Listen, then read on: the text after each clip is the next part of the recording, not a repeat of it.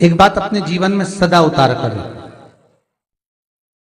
घर में अगर तुलसी का क्यारा है तो तुलसी महारानी हमें ये बता देती है कि हमारे घर में सुख आने वाला है कि दुख आने वाला है। जैसे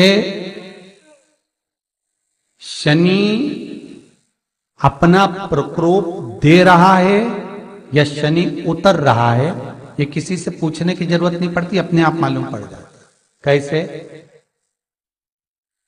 शनि कथा अगर आपने सुनी हो तो उसमें व्याख्यान आता है शनि कथा में, पांव की चप्पल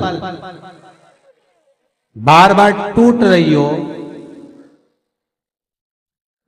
कमर से नीचे जो वस्त्र पहने हो वो फट रहे हो, कहीं पजामा है, धोती है, आदि वस्त्र हैं, कपड़े हैं, वो अपने आप फट, आज के जमाने में तो फटे फटाए पहनते हैं लोग, फैशन, उसकी गारंटी नहीं है, उसका हम वर्णन नहीं कर रहा। हम जब पहनते हम समझ जाते हैं इसको शनि तो ऑलरेडी लगा ही हुआ।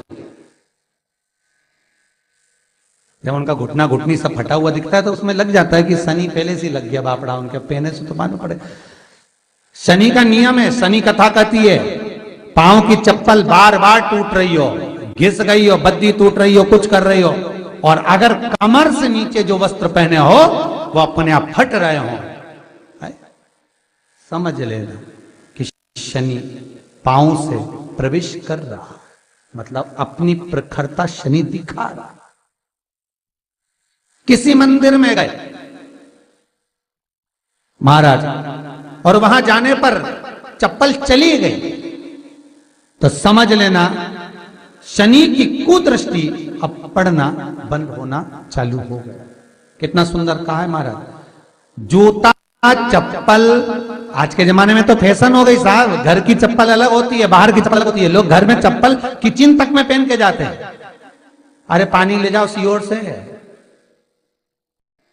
रसोई घर में लोग चप्पल पहन कर जाते हैं, जहां भगवान का प्रसाद बन रहा है, जहां अन्नपूर्णा निवास कर रही है, और पूछो तो कह किचन की चप्पल है तो माथे पे रख लो।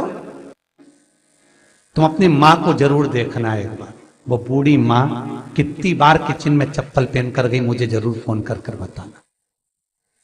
बूढ़ी मां रसोई घर में आज भी बिना चप्पल के जाती है, और बहुओं की कहीं एड़ी नहीं फट जाए, ठंड नहीं बैठ जाए, इसलिए ये रसोई घर तक में चप्पल पहनकर जाती है। सूर्य नारायण की कथा पढ़ना, शनि महाराज की कथा पढ़ना, और गरुड़ पुराण की कथा पढ़ना, जिन जिन कथाओं का हम व्याख्यान कर रहे हैं उसको पढ़ना जरूर हो। क्या लिखा है? घर के अंदर जब चप्पल जाती है, रोग, बीमारी, कष्ट, तकलीफ चालू हो जाती है। तुमने चप्पल क्यों पहनी? ठंड नहीं बैठ जाए, रोग नहीं बैठ जाए। घर के अंदर उतना बढ़ गया, एक कालीन बिछा दो, एक दरी बिछा दो, मोटा आसन बिछा दो, जिस पर तुम चल लो। जरूरी है कि कई कई लोगों को तो हमने ये भी देखा कि कालीन पर भी चप्पल पहन के चलते, और ब्राह्मणों को भोजन परोस रहे, गुरुजन को भोजन परोस रहा है, ठाकुर जी की थाली बना रहा है, ठाकुर जी का थाल लगा रहा है, तो भी चप्पल है पांव में। तेरा क्या होगा रे कालिया, क्या होगा? विचार तो करो। देह पड़ी रे जाए यहीं पर,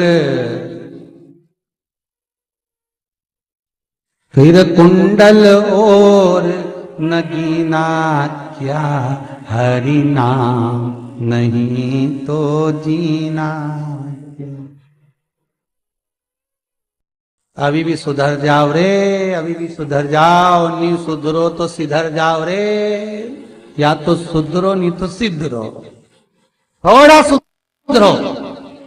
रसोई घर में अन्नपूर्णा रहती है, रसोई घर में शिव महापुराण की कथा कहती है जब भगवान शंकर को मां जगत जननी भोजन करा रही थी, शंकर जी ने वर मांगा था अन्नपूर्णा से, ए अन्नपूर्णे, तुम मेरे घर के बच्चों का भरण पोषण कर रही है। इस मृत्यु लोक में जितने मनुष्य जन्म लेते हैं ये मेरे पुत्र कहलाते हैं।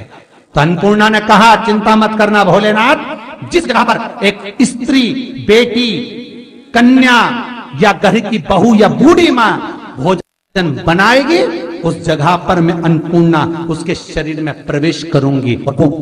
रसोई घर नहीं होगा, वो मेरा और तुम्हारा मंदिर कहलाएगा। अब मंदिर में चप्पल पहनकर भोजन का निर्माण करना ये श्रेष्ठता है।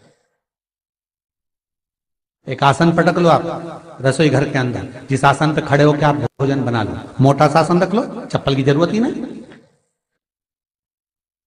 श्रीमद् भागवत कथा कह रही है तुलसी का मात्र, तो शनि अपनी दृष्टि बता देता है। शास्त्र कहता है जब घर के अंदर प्रवेश करने के, जब आप घर में प्रवेश करें तो एक कोने में चप्पल को उतार दें।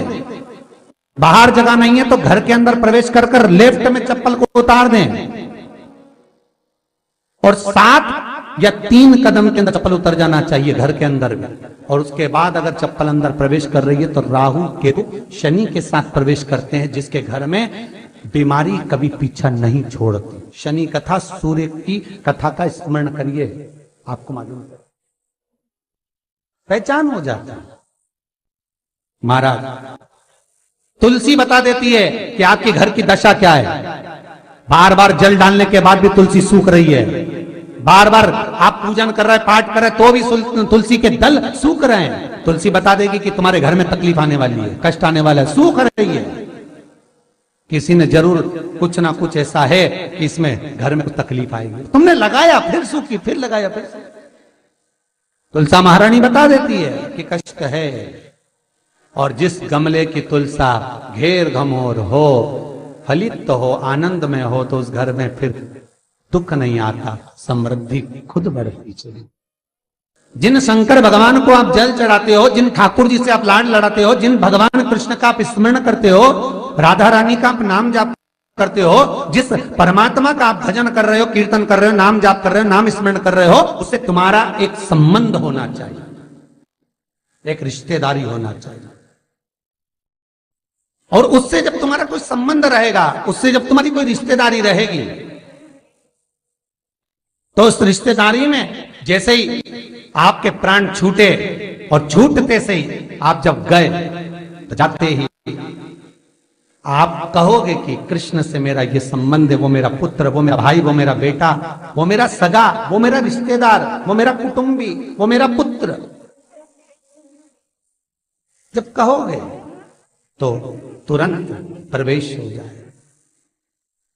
महाराज भगवान से संबंध होना चाहिए।